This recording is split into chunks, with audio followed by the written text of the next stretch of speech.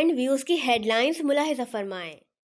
P D M کی وفاقی حکومت نے ملک میں ریکارڈ توڑ مہنگائی کا طوفان برپا کرنے کے بعد کراچی کے عوام کو سونے کی چڑیا سمجھ کر انہیں کنگال کرنے کا منصوبہ تیار کر لیا۔ کراچی والوں کے لیے 4.25 روپے فی یونٹ میں اضافہ، دیگر ملک کے لیے صرف 34 پیسے کا اضافہ۔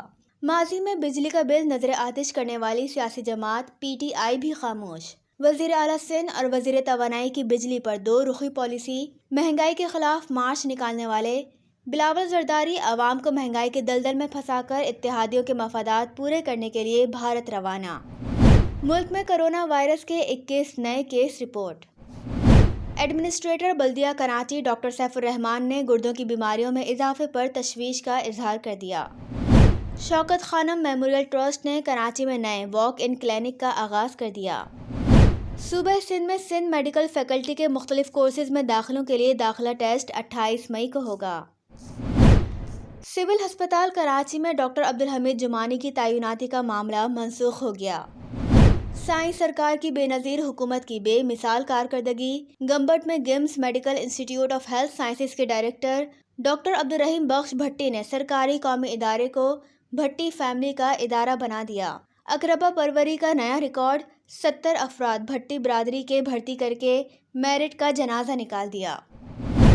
قومی اسمبلی کے متنازع قائد حزب اختلاف راجہ ریاض نے مفت آٹا اسکیم میں گھپلے کی آڈٹ رپورٹ تو منگا لی، لیکن کراچی میں این آئی سی وی ڈی میں 20 ارب روپے کا قومی اسکینڈل جو گرین بک میں شائع ہونے کے باوجود کس کے دباؤ پر اس قومی لوٹ مار کو ایوان میں وہ نہیں لا رہے ہیں۔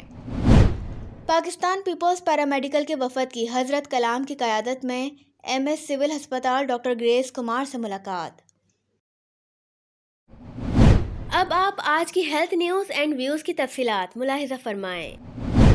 کراچی والوں کو سب سے مہنگی بجلی کے منفی اثرات علاج معالجے اور اشیاء صرف پر بھی پڑیں گے، جبکہ گزشتہ دنوں وزیر اعلیٰ سندھ سید مراد علی شاہ نے بجلی کے حوالے سے منعقدہ اجلاس میں بجلی کی لوڈ شیڈنگ، خاص طور پر لیاری کی لوڈ شیڈنگ پر ضرور اپنے تحفظات کا اظہار کیا، لیکن سب سے مہنگی بجلی اور کے الیکٹرک کی غلط بلنگ پر کراچی والوں کی ترجمانی کے بجائے لوگوں کو وقت پر بل ادا کرنے کی ہدایت دی۔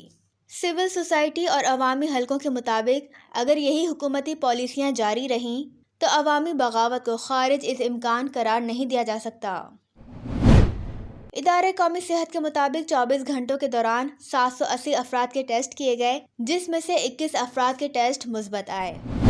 بلدیہ عظمیٰ کراچی کے ایڈمنسٹریٹر ڈاکٹر سیف الرحمان کے مطابق امراض گردہ میں اضافہ صاف پینے کے پانی کی عدم فراہمی، کولڈ ڈرنکس کا زیادہ استعمال کے باعث ہیں اور 10 سالہ بچے زیادہ متاثر ہو رہے ہیں۔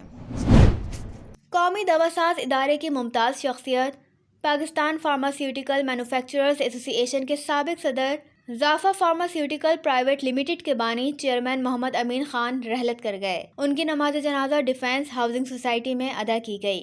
غم کی اس گھڑی میں ادارہ لائیو ڈیجیٹل نیوز ان کی مغفرت اور بخشش کی دعا کرتا ہے اور ان کے صاحبزادے ظافا فارما کے سی ای او جواد امین خان سے اظہار تعزیت کرتا ہے۔ محمد امین خان نے قومی ادویہ سازی کی صنعت کے فروغ کے لیے جو گراں قدر خدمات سر انجام دی ہیں، طبی ادویہ سازی کی تاریخ میں اسے ہمیشہ یاد رکھا جائے گا۔ پروگرام کا وقت ختم ہوا، اجازت دیجیے، اللہ حافظ۔